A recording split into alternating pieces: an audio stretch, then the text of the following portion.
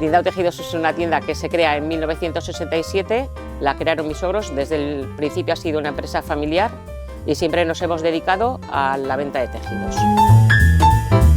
Hace 24 años, cuando mis suegros se jubilaron, nos dieron la oportunidad de continuar con el negocio y como a mí desde niña me habían apasionado las telas y siempre había estado relacionada con este mundillo, pues decidimos, mi marido y yo, continuar con el negocio. En Lindau Tejidos ofrecemos todo tipo de telas, desde tejidos para moda mujer, de fiesta, de casual, moda infantil.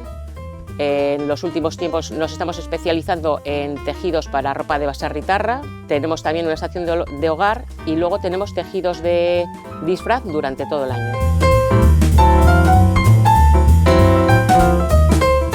Hace 12 años nos dimos cuenta de que Internet era una forma muy buena para darnos a conocer y decidimos dar de alta la página web en la que vendemos nuestros productos tanto en España como en el resto del mundo.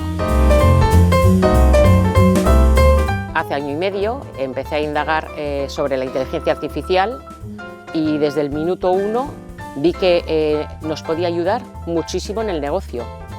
Nos puede ayudar desde poner nombre a una tela, descripciones de producto para nuestra web. Nos ayuda, nosotros lo utilizamos absolutamente para todo. También utilizamos ChatGPT y otras herramientas de inteligencia artificial para hacer los posts de las redes sociales. Nunca he sido una persona tecnológica y desde que utilizamos la inteligencia artificial he descubierto un gran aliado que nos puede ayudar en el día a día.